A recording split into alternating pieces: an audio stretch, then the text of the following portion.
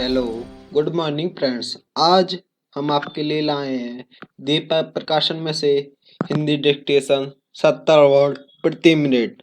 तो शुरू करते हैं। 3, 2, 1। अध्यक्ष महोदय, मैं आज ऐसे विषय पर बोलने जा रहा हूँ जो देश के सामने एक बहुत बड़ी समस्या बनी हुई है। आज कल कृषि पर बहस चल रही है। मैं इस बहस को बहुत ध्यान से सुन रहा हूँ। कई लोगों ने तो सरकार की बड़ी प्रशंसा की है कि वह बहुत ही अच्छा काम कर रही है। मैं मंत्री महोदय से एक सवाल करना चाहता हूँ। मार्च में मंत्री महोदय ने एक प्रश्न के उत्तर में कहा था कि 2 सालों में हमारा देश आत्मनिर्भर हो जाएगा। मैं जानना चाहता हूँ कि ऐसा कहने के पीछे उनका क्या आधार है। कौन से उनके पास ऐसे सबूत हैं जिनके आधार पर उन्होंने इस प्रकार की घोषणा की है।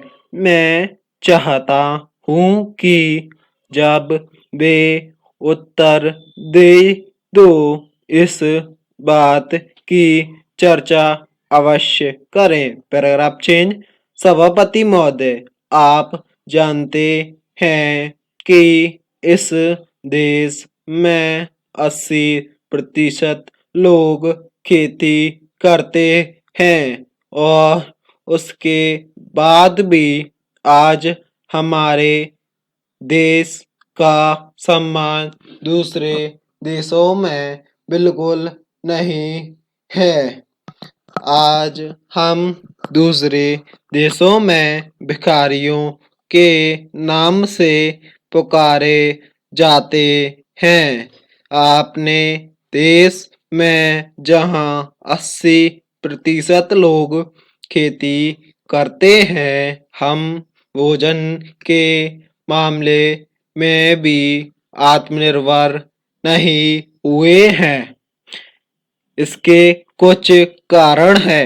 जिस समय देश स्वतंत्र हुआ उसी समय से इस सरकार ने कुछ गलतियां की हैं, जिसका परिणाम यह हुआ है कि आज 30 साल के बाद भी हम आत्मनिर्भर नहीं हो सके हैं। इसका सबसे बड़ा कारण यह है कि हमारे देश में पहला स्थान खेती को न देकर उद्योगों को दिया गया है। उद्योग हमारे देश के लोगों की जीविका का मुख्य साधन नहीं हो सकते हैं।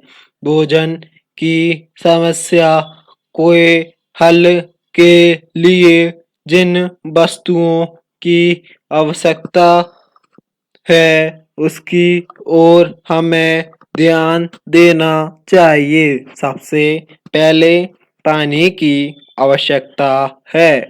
मैं समझता हूँ कि देश में सिंचाई पर अधिक जोर दिया जाना चाहिए और सिंचाई तथा खाद्य मंत्री एक होना चाहिए। यह सभी चाहते हैं।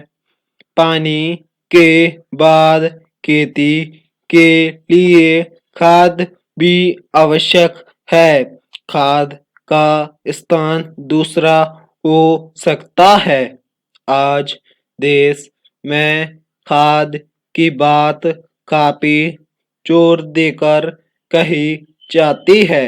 यह कहा जाता है कि उपज को बढ़ाने के लिए खाद की आवश्यकता है। बिना खाद के उपज बढ़ ही नहीं सकती है, किंतु खाद कहाँ तक उपज को बढ़ा सकेगी, यह भी सोचने की की बात है। हमार सरकार को इस ओर उचित कदम उठाने चाहिए, जिससे हमारे किसान भाइयों को लाभ हो सके। स्टॉप।